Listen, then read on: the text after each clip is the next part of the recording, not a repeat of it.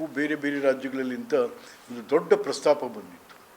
ಅವ ಯಾವ ರಾಜ್ಯಗಳು ಇವರು ಒಪ್ಪಲಿಲ್ಲ, ಯಾವುದೇ ಪಾರ್ಲಿಮೆಂಟ್ ನೋ ನೋ, ಬಿಕಾಸ್ ಇದೇ ಬೇರೆ, ಅದು ಇದೇ ಬೇರೆ.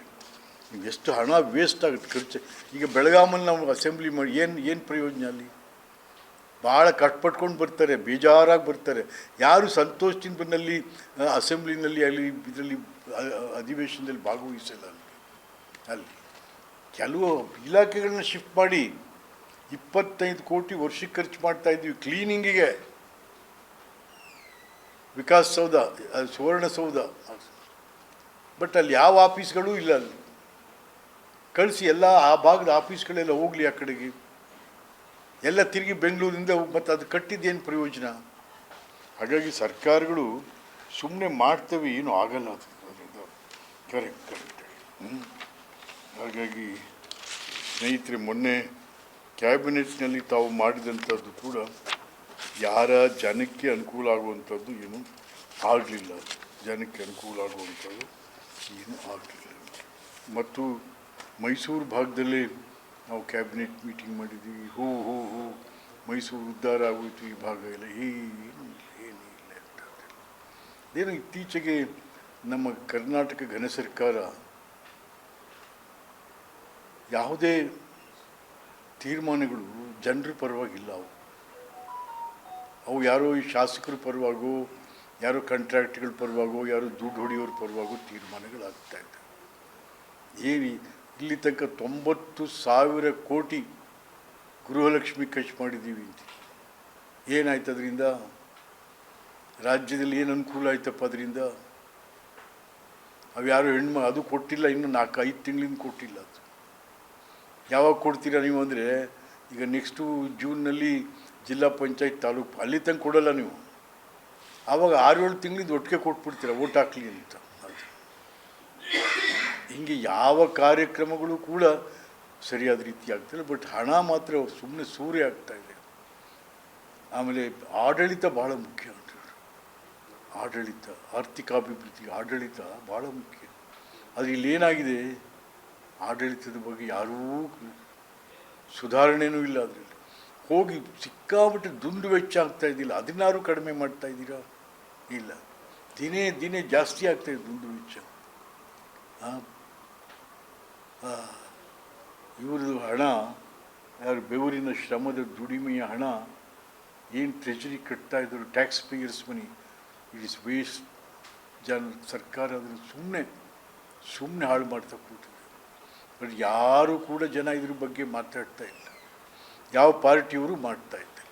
ಅದರಲ್ಲೂ ವಿರೋಧ ಪಕ್ಷ ನಮ್ಮ BJP, ಅಶೋಕ BJP, ಅವು ಇದ್ರ ಬಗ್ಗೆ ಏನೂ ಮಾತಾಡೋದೇ ಇಲ್ಲ. ಅವರು ಆಡಳಿತ, ಆರ್ಥಿಕಾಭಿವೃದ್ಧಿ, ಶಿಸ್ತು, ದುಂದು ವೆಚ್ಚ ಇದ್ರ ಬಗ್ಗೆ ಸುಮ್ಮನೆ ಅದೇನೋ ಮೆರವಣಿಗೆ ಮಾಡ್ಕೊಂಡು ಹೊಂಟುಬಿಟ್ಟವರು. ಅವರು ಇದೇ ಕೆಲಸ ಮಾಡಿ ಹೋದವರು. ಹಾಗಾಗಿ ಅವ್ರಿಗೆ ಯಾವ ನೈತಿಕತೆಯೂ ಇಲ್ಲ ಮಾತಾಡೋದಕ್ಕೆ, ಸುಮ್ಮನೆ ಇದ್ದು ಬಿಡ್ತಾರೆ ಅವರು. ಹಾಗಾಗಿ ಸ್ನೇಹಿತರು, ಇವತ್ತು ಏಕೆಂತಂದರೆ ದೇಶದಲ್ಲಿ ಇವತ್ತು ಭಾಳ ಒಂದು ಆತಂಕ. ಕಾಶ್ಮೀರದಲ್ಲಿ ಇವತ್ತೇನಾಗಿದೆ, ಇವತ್ತು ದೇಶ ಒಂದು ರೀತಿಯಲ್ಲಿ ಹೇಗಪ್ಪ ಇದು ಅಂತ. ಅದೇನೇ ಇರಲಿ, ಬಟ್ ಮೋದಿಯವರು ಇವತ್ತಿನ ದಿವಸ ಅದನ್ನು ನಾನು ಬಗ್ಗು ಬಡಿತೀನಿ ಅದನ್ನು. ಯಾಕೆಂದರೆ ಅದು ಇಟ್ಸ್ ಎನ್ ಇಸ್ಲಾಮಿಕ್ ಕಂಟ್ರಿ. ಅವ್ರ ಧರ್ಮಾಧಾರಿತ ದೇಶ ಅದು, ನಮ್ಮ ಥರ ಜಾತ್ಯತೀತ ದೇಶ ಅಲ್ಲ ಅದು. ಹಾಗಾಗಿ ಆಲ್ ಇಸ್ಲಾಮಿಕ್ ಕಂಟ್ರೀಸ್ ಎಲ್ಲ ಇವತ್ತು ಧರ್ಮಾಧಾರಿತ ದೇಶಗಳಾಗಿ ಇಡೀ ಜಗತ್ತಿನಲ್ಲಿ ಅಶಾಂತಿಯನ್ನು ಉಂಟು ಮಾಡ್ತಾ ಇದ್ದಾರೆ. ಹಾಗಾಗಿ ಮೋದಿಯವರು ಕೂಡ ಹಲವಾರು ರೀತಿಯಲ್ಲಿ ಈಗ ನುಸುಳುವಿಕೆ ಅದನ್ನು ತಡಿಬೇಕು ನಾವು. ನಿಜ, ನೀವು ಅಲ್ಲಿ ಬಾಗಿಲಾಗ್ತೀನಿ, ಇಲ್ಲಿ ಬಾಗಿಲಾಗ್ತೀನಿ ಅಂತ ಹಾಕಿ ಬೇರೆ ವಿಚಾರ. ಬಟ್ ನುಸುಳವನು ಮೇಯ್ನ್ ರೋಡಲ್ಲಿ ಬರೋಲ್ಲ. ಅವ್ನಿಗೆ ಯಾವ್ಯಾವುದೋ ದಾರಿ ಅವ್ನು ಮಾಡ್ಕೊಂಡಿರ್ತಾನೆ, ಆ ದಾರಿಯಲ್ಲಿ ಬರ್ತೇನೆ. ಆ ದಾರಿಗಳು ಮುಚ್ಚಬೇಕು ಇವತ್ತು, ಆ ದಾರಿಗಳು ಮುಚ್ಚಬೇಕು. ಹಾಗಾಗಿ ಅವೆಲ್ಲರೂ ಕೂಡ ಇವತ್ತು ಕೇಂದ್ರ ಸರ್ಕಾರಕ್ಕೆ ನಾವು, ಹೌದು ನೀವು ಕ್ರಮ ತಗೋತಾ ಇದ್ರಿ, ಏನು ಹುಡುಗಾಟ ಕೇಂದ್ರ, 26 ಜನರು ಟೂರಿಸಮು, ಹೌದು 370 ನಾವು ತೆಗೆದುಹಾಕಿದ್ದೀವಿ ದೇಶದಲ್ಲಿ. ಅಲ್ಲಿ ಆ ಭಾಗದಲ್ಲಿ ನಾವು ಶಾಂತಿಯನ್ನು ಸ್ಥಾಪನೆ ಮಾಡಿದ್ದೀವಿ. ಯಾವುದೇ ಅಕ್ರಮ ಆಗದ ರೀತಿ ನುಸುಳುವಿಕೆದಾರರಾಗಲಿ ಯಾರು ಬರದೇ ರೀತಿ ಮಾಡಿದ್ದೀವಿ ಅಂತಂದರೆ ಬೇಷ್. ಬಟ್ ಎಲ್ಲಿ ಏನಾಗಿದೆ ಈಗ ಅದು ಏನಾಗಿದೆ ಅದು? ಹಾಗಾಗಿ ಯಾಕೆಂತ ನಾವು ಯಾರು ಈ ಸಂದರ್ಭದಲ್ಲಿ ಕೇಂದ್ರ ಸರ್ಕಾರವ ತಗೊಳ್ತಕ್ಕಂಥ ಕ್ರಮಗಳಿಗೆ ನಾವೆಲ್ಲರೂ ಕೂಡ ಬೇಷರತ್ತಾಗಿ ನಾವು ಸಪೋರ್ಟ್ ಮಾಡಬೇಕು. Because the time is that. ಇವತ್ತು ಆ ರೀತಿಯಾದಂಥ ಒಂದು ಪರಿಸ್ಥಿತಿಯನ್ನು ನಾವು ನೋಡ್ತಾ ಇದ್ದೀವಿ.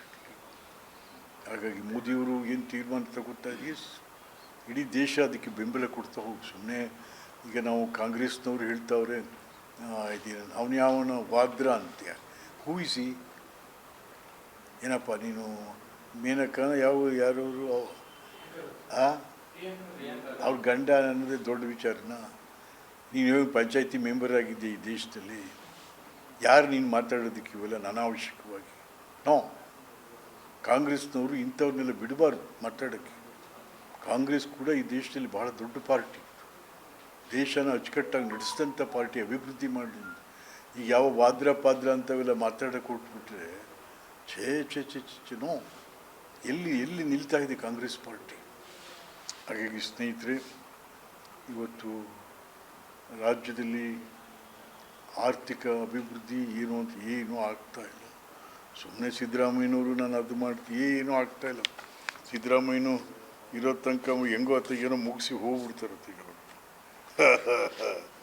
ಮುಗಿಸಿ ಹೋಗ್ಬಿಡ್ತಾರೆ ಅಂತ.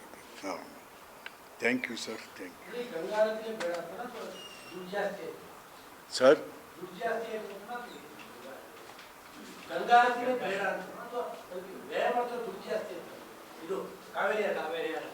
ಕಾವೇರಿ ಸರ್, ನೀವೇನು ಮಾಡ್ತೀರೋ ಮಾಡಿ ಸರ್. ಅದನ್ನು ಹಿಂದೆ ಟೂರಿಸಮ್ ಅಥಾರಿಟಿಯಲ್ಲಿ ಇತ್ತು ಅದು KRS, under the administration of the tourism department. ನೀವು ಅದನ್ನು ಇರಿಗೇಷನ್ಗೆ ತೊಗೊಂಬಿಟ್ರು. ಇಲ್ಲಿ ಕಾವೇರಿ ಇದೆ, ಅದು ಇದೆ, ಇದು ನಿಜ. ಬಟ್ ಅಲ್ಲಿ ಕೊಟ್ಟ ಮೇಲೆ ಏನಾಯ್ತು ಅದರ ಪರಿಸ್ಥಿತಿ ಇವತ್ತಿನ ದಿವಸ?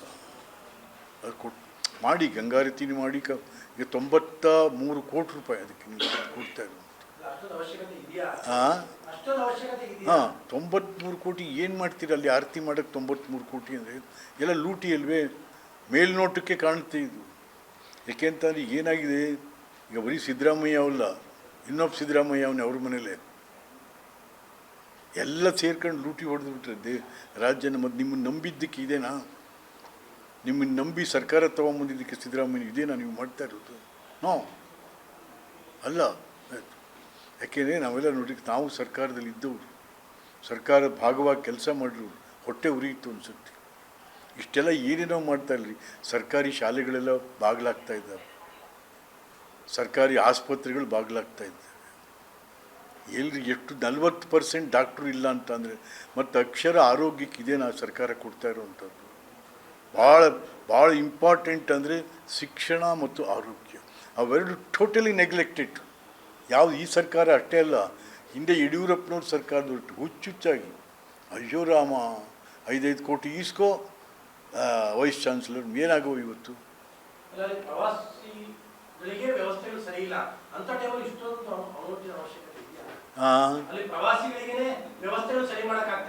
ಇಲ್ಲ ಏನಪ್ಪ ಅವ್ರಿಗೆ ಅದು ಯಾರು ಈಗ ನಿಮ್ಗೆ ಒಂದು ಯಾವ್ದಾರು ಒಂದು ಸ್ಕೀಮ್ ಮಾಡಬೇಕಾದ್ರೆ ಕನ್ಸಲ್ಟ್ ಮಾಡ್ತಾರೆ. ಜನಾಭಿಪ್ರಾಯನೂ ಕೂಡ ತೆಗೆದು, ಜನಾಭಿಪ್ರಾಯ ಇಲ್ಲ. ಜನತಂತ್ರ ಆಡಳಿತದಲ್ಲಿ ಜನಾಭಿಪ್ರಾಯಗಳಿಲ್ಲ. ಅವನ ಈಗ ನಮ್ಮ ಇವ್ರು ಹೊರಟುಬಿಟ್ಟಿದ್ದಾರೆ ಮಹದೇವಪ್ಪನವರು, 122 ಅಡಿನೋ 8 ಅಡಿ ಅಂಬೇಡ್ಕರ್ನ ಹಾಕ್ತೀವಿ ಅಂತ. ದೇಶ ಪಾಪ ದೇವರಾಜರ ಸುಪುಣ್ಯಾತ್ಮ, ಅದು ನಾವು ಗಲಾಟೆ ಮಾಡಿ ಯಡಿಯೂರಪ್ಪನವ್ರ ಸರ್ಕಾರದಲ್ಲಿ ಈಚೆ ತೊಗೊಂಬಂದದನ್ನ ಅದು ಓಪನ್ ಮಾಡಿರಿ ಬಂದು ಅಂತಂದರೆ ಅದನ್ನು ಕೇಳಿಸ್ಕೊಳ್ಳೋಕ್ಕೂ ತಯಾರಿಲ್ಲ. ಅದನ್ನು ಮಹದೇವಪ್ಪನವರು ದೇವರಾಜರ ಬಗ್ಗೆ ಕೇಳಿಸ್ಕೊಳ್ಳೋಕ್ಕೂ ತಯಾರಿಲ್ಲ ಅವರು. ಇವು ಪಾಪ ರೆಡಿಯಾಗಿದೆ ಅಲ್ಲಿ. ಯಾರು ಶಿಲ್ಪಿ ಇವ್ರ ಮನೇಲಿ ದೇವರಾಜರಸ್ತು ಸ್ಟ್ಯಾಚ್ಯೂ ರೆಡಿಯಾಗಿದೆ. ಅದನ್ನು ಇದು ಮಾಡಿಬಿಡ್ರಿ ನೀವು, ಆಗಸ್ಟ್ ಹೋಲಿ ಬೇಡಪ್ಪ, ಆಗಸ್ಟ್ 20ಕ್ಕೆ ಅವತ್ತಾರು ಮಾಡಿ.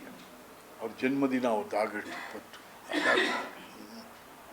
ಕೇಳಿಸ್ಕೊಳ್ಳೋಕ್ಕೆ ತಯಾರಿಲ್ಲ ನಮ್ಮ ಜಿಲ್ಲಾ ಮಂತ್ರಿಗಳು ಅಂತ. ಹಾಗಾದರೆ ನಾವು ಮತ್ತು ಈ ಅಂಬೇಡ್ಕರ್ ಈ ಯಾವುದಕ್ಕೆ ಈ ಸ್ಟ್ಯಾಚ್ಯೂ ಪಾಚ್ಯೂಗೆಲ್ಲ ವಿರೋಧ ಇದ್ದವರು, ಹೇಗೆ ಬಸವೇಶ್ವರರು ವಿರೋಧ ಇದ್ದರು ಅದೇ ಥರ ಅವರು ಕೂಡ ಇವ್ರು ಹೋಗಿ ಅದನ್ನು 120 ಅಡಿ ಮಾಡ್ತೀನಿ ಅಂಬೇಡ್ಕರ್ನ ಅಂತ ರಾಮ. ಸರ್, ಈಗ ಕಾಶ್ಮೀರ ವಿಚಾರದಲ್ಲಿ ಹಾಂ, ಕಾಶ್ಮೀರ ವಿಚಾರದಲ್ಲಿ ಭದ್ರತಾ ವೈಫಲ್ಯ ಕಾಣ್ತಾ ಇರೋ ಸರ್? ಇಲ್ಲ, ಅದು ನಾವು ಹೇಳೋದಿಲ್ಲ, ಇವರಿಗೆ ನಾವು ಹೇಳೋದಲ್ಲ. It's not the time. ಈ ಸಂದರ್ಭ ಅದಲ್ಲ, ಇದಲ್ಲ. ಈಗೇನು ಕೇಂದ್ರ ಸರ್ಕಾರ, ಏಕೆಂತಂದರೆ ಏನು 26 ಜನ ಸತ್ತಿರೋದು ಅಂತಂದರೆ ಈಗ ಹುಡುಗಾಟಿಕೆ ಇಲ್ಲ. ಇವತ್ತು ಇಡೀ ದೇಶ ನಾವು ಕೇಂದ್ರ ಸರ್ಕಾರದ ಜೊತೆ ನಿಂತ್ಕೋಬೇಕಾಗುತ್ತೆ. ಕೇಂದ್ರ ಸರ್ಕಾರದ ಜೊತೆ ನಿಂತ್ಕೋಬೇಕಾಗುತ್ತೆ. ಯಾಕೆಂದರೆ ಮಾರಲ್ ಸಪೋರ್ಟ್ ನಾವು ಕೊಡಲಿಲ್ಲ ಅಂತಂದರೆ ನಾಳೆ